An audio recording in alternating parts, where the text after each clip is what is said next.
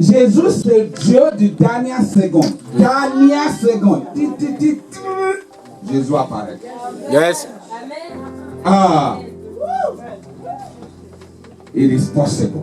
Amen. C'est notre incrédulité. C'est parce que nous ne faisons pas les choses extraordinaires, surnaturelles.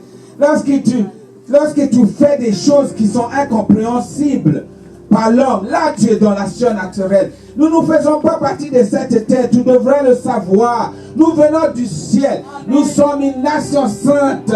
Ce monde, elle est loin d'être saint. Alors nous sommes une nation différente. Nous sommes des ambassadeurs, des ambassadrices du royaume des cieux. Nous ne pouvons plus permettre de vivre la vie du monde, ce monde. Notre mentalité doit changer. Combien même on dit c'est fini, tu dis c'est pas encore fini, jusqu'à ce que Dieu dit que c'est fini. Et Dieu n'est pas prêt de dire que c'est fini. Alléluia. Amen. Moi je dis, nous avons arrivé à un point où les chrétiens devraient pouvoir démontrer la puissance de leur Dieu en eux. Mais si tu peux que donner ce que tu as. Si tu ne l'as pas, tu ne peux pas rendre gloire à Dieu. Il faut rendre ce que tu as. Qu'est-ce que tu as dans ton ventre ce matin? En réalité, tu sais ce que tu as, c'est ce que tu as quand tu es seul chez toi. C'est ça que tu as, t'as pas plus. Tout le reste que tu fais devant les gens, c'est le mensonge. Toi-même, tu sais ce que tu as. Quand tu es seul, est-ce que tu pries? Est-ce que tu lis la Bible? Est-ce que réellement tu comprends? Est-ce que tu pleures quand le Seigneur te touche?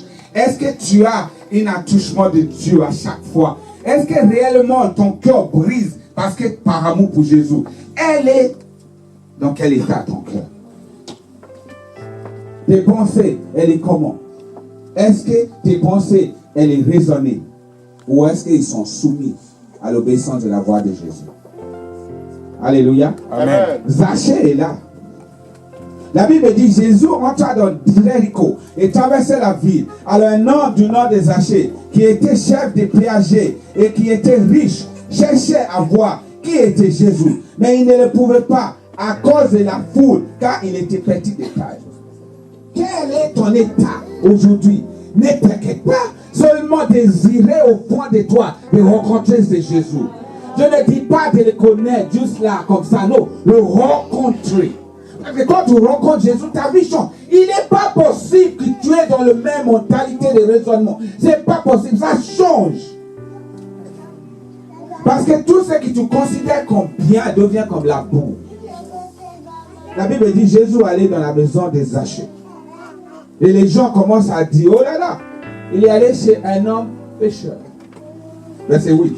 Mais Zachée debout devant le Seigneur lui dit, voici Seigneur, je donne aux pauvres la moitié de mes biens. Et si je fais que je lui rende de quadruple. Tu veux donner ta vie à Jésus, mais tu veux le tenir. Tu ne peux pas donner ta vie et l'avoir. Quand tu donnes, tu ne l'as plus. Allô? Amen. Le problème que nous avons aujourd'hui, c'est des hommes et des femmes qui ont donné leur vie à Jésus un jour, et 2 jours après, 2 mois après, 1 an après, 3 semaines après, peu importe après, ils la reprennent dans leurs mains. Quand tu as donné ta vie à Jésus, il le prend, il fait ce qu'il veut avec. Zachée dit, mais tout ce que j'ai volé, je vais les rendre. En quadruple. 4 fois. Si je volais 1000, tu dois reconnaître que tu es voleur. Hein? Allô? Amen. Tu dois reconnaître que tu es un pécheur. Pour pouvoir réellement recevoir la bénédiction du Seigneur, tu dois recevoir cette bénédiction à travers ton humilité, ta sincérité. Tu dois dire, oh Seigneur, je n'arrive pas. Je suis marié, mais je vis une vie de célibataire. À chaque fois, ma femme tourne le dos, moi je regarde à notre dos. Ça arrive. Dis-le au Seigneur. Tu dois l'admettre devant Dieu. La difficulté que tu as, les circonstances que tu vis. Tu dois dire à Dieu que tu n'en veux plus de cela. Si tu es kleptomaniaque, si tu es voleur, si tu es, je ne sais pas, tu es menteur. Tu sais, il y a des gens, ils mentent comme ils respirent. Si tu es menteur comme ça, prends-le. Si tu es nerveux, Seigneur, j'en veux trop. Je te le donne. Cette nervosité, Dieu va le prendre. Mais soyez prêts de donner. Oui, mais parce qu'il me cherche. Non, et donne. Je suis nerveux. C'est tout. C'est tout. Je suis nerveux. Dis-le. Tu vois, c'est beaucoup plus simple de le faire devant Dieu. Il n'y a personne autour qui va rapporter. Oh, j'ai entendu ma soeur prier l'autre fois. Moi, je ne savais pas du tout qu'elle manquait. Elle disait, je suis menteur.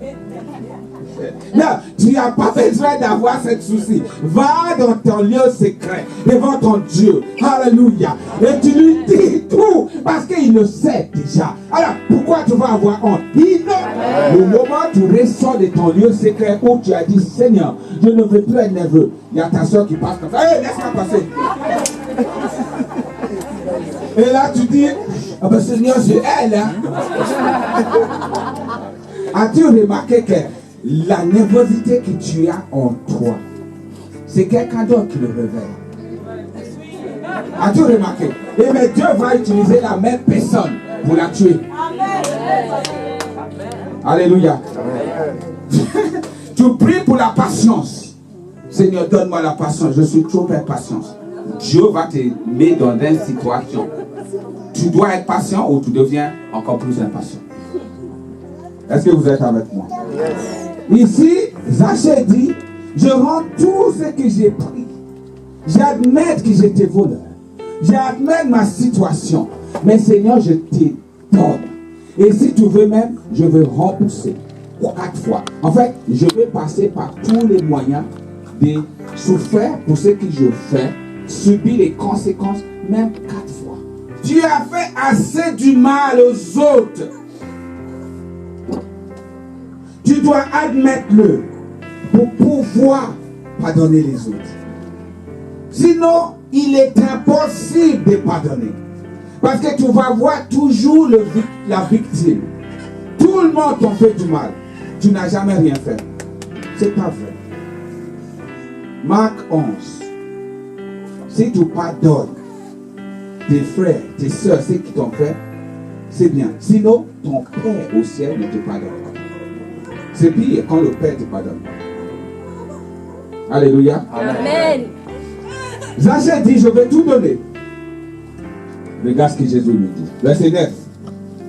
Jésus lui dit, aujourd'hui, le salut est venu pour cette maison. Parce que celui-ci est aussi un fils d'Abraham. Tu n'es pas fils d'Abraham parce que tu es né en Israël. Il avait besoin de Jésus plus que tout. Il dit, Seigneur, puisque tu es venu dans ma maison, tout ce que j'ai, je donne, je ne veux plus. C'est toi que je veux. Amen. Ton cœur est circoncis quand Jésus a plus de valeur que tout ce que tu penses que tu possèdes. Le nom, la maison, l'argent, l'intelligence, tout ce que tu penses que tu possèdes.